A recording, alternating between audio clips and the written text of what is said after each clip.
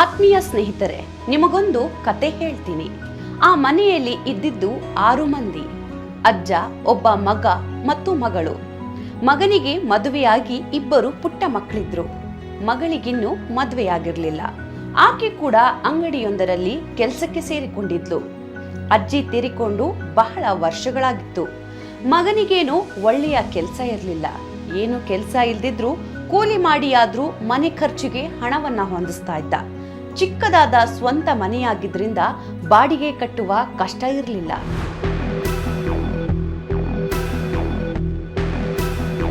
ಅಜ್ಜನಿಗೆ ವಯಸ್ಸು 75 ದಾಟಿತ್ತು. ಸಣ್ಣ ಪುಟ್ಟ ಕಾಯಿಲೆಗಳು ಆಗಾಗ ಕಾಡ್ತಲೇ ಇದ್ವು. ಮನೆಯ ಯಜಮಾನಿಯಾದ ಸೊಸೆಗೆ ಸರ್ಕಾರ ನೀಡ್ತಾ ಇದ್ದ ಗೃಹಲಕ್ಷ್ಮಿಯ ಹಣ ಬರ್ತಿತ್ತಾದ್ರೂ ಅದು ಮಕ್ಕಳ ಸ್ಕೂಲ್ ಫೀಸು ಅದು ಇದು ಅಂತ ಖಾಲಿಯಾಗ್ತಿತ್ತು.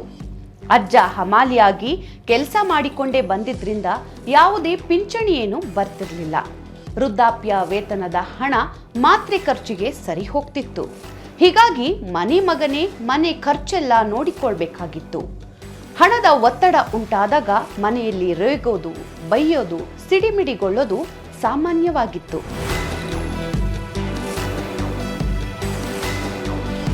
ಜೀವನದಲ್ಲಿ ದುಡ್ದೇ ತಿನ್ನುತ್ತಾ ಬಂದಿದ್ದ ಅಜ್ಜನಿಗೆ ಮಗನ ವರ್ತನೆಯಿಂದ ನೋವಾಗ್ತಿದ್ರು ಏನೂ ಮಾಡಲಾಗದ ಅಸಹಾಯಕ ಪರಿಸ್ಥಿತಿ.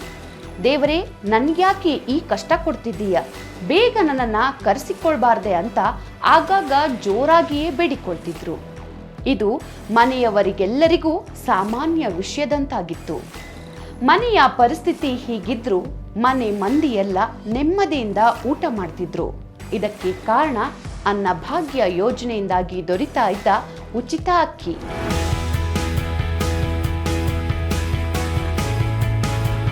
ಒಂದು ದಿನ ಸಿಟ್ಟಾಗಿದ್ದ ಮಗ ಅಪ್ಪನೊಂದಿಗೆ ಜಗಳಕ್ಕಿಳಿದ. ನೀನು ಬದುಕಿರುವಾಗ ದುಡಿದು ನಮ್ಗೇನು ಆಸ್ತಿ ಮಾಡ್ಲಿಲ್ಲ, ನಮ್ಗೆ ಬದುಕುವುದು ಕಷ್ಟ ಆಗಿದೆ, ನಿನಗೆ ಬೇರೆ ಕೂಳ್ ತಂದು ಹಾಕ್ಬೇಕಾ ಅಂತ ಸಿಟ್ಟಿನಲ್ಲಿ 4 ಮಾತನಾಡ್ದ.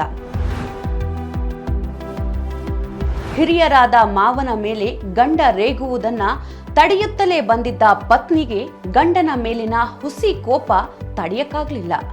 ನೀವೇನು ಅವರಿಗೆ ದುಡ್ದು ಕೂಳು ತಂದು ಹಾಕ್ಬೇಕಾಗಿಲ್ಲ, ಸಿದ್ದರಾಮಯ್ಯ ಸರ್ಕಾರ ಉಚಿತವಾಗಿ ಕೊಡ್ತಿರೋ ಅಕ್ಕಿಯನ್ನೇ ನಾವೆಲ್ಲರೂ ತಿಂತಾ ಇರೋದು ಅಂತ ಹೇಳಿಬಿಟ್ರು.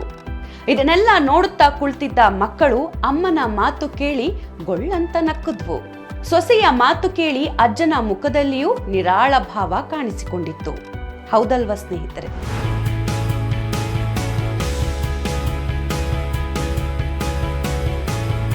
ದುಡಿಯಲು ಸಾಧ್ಯವಾಗದೆ ಇರುವ ವೃದ್ಧರಿಗೆ, ಅಸಹಾಯಕರಿಗೆ ಅನ್ನಭಾಗ್ಯ ಯೋಜನೆಯ ಅಡಿ ದೊರೀತಾ ಇರುವ ಉಚಿತ ಅಕ್ಕಿ ಬದುಕಿನ ಭರವಸೆಗೆ ಕಾರಣ ಆಗಿದೆ. ಅವರೆಲ್ಲರ ಹಂಗಿನ ಸೆರವಾಸವನ್ನ ತಪ್ಪಿಸಿದೆ. ಕೇಂದ್ರ ನೀತಿ ಆಯೋಗ ಹಾಗೂ UNFI ವರದಿಗಳ ಪ್ರಕಾರ ದೇಶದಲ್ಲಿ ಪ್ರಸ್ತುತ ಹಿರಿಯ ನಾಗರಿಕರ ಪ್ರಮಾಣವು ಒಟ್ಟು ಜನಸಂಖ್ಯೆಯಲ್ಲಿ 8.6% ಇದೆ. ಇದು 2030 ಒಳಗಡೆ 13%ಕ್ಕೆ, 2050 ಒಳಗಡೆ 20%ಕ್ಕೆ ಏರಿಕೆಯಾಗಲಿದೆ ಅಂತ ಅಂದಾಜಿಸಲಾಗಿದೆ. 70% ಹಿರಿಯರು ಗ್ರಾಮೀಣ ಭಾಗದಲ್ಲಿ ವಾಸಿಸ್ತಾ ಇದ್ರೆ 30% ಹಿರಿಯರು ನಗರ ಪ್ರದೇಶಗಳಲ್ಲಿದ್ದಾರೆ. ನಮ್ಮ ರಾಜ್ಯದಲ್ಲಿ ಈಗ 75 ವರ್ಷ ದಾಟಿರುವ 11.95 ಲಕ್ಷ ಹಿರಿಯ ನಾಗರಿಕರಿದ್ದಾರೆ ಅಂತ ಅಂದಾಜಿಸಲಾಗಿದೆ.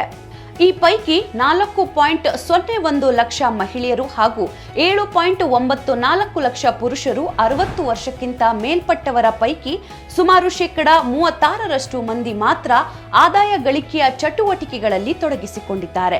ಉಳಿದವರೆಲ್ಲರೂ ಅವಲಂಬಿತರು ಎನ್ನುತ್ತಿದೆ ಅಧ್ಯಯನವೊಂದು.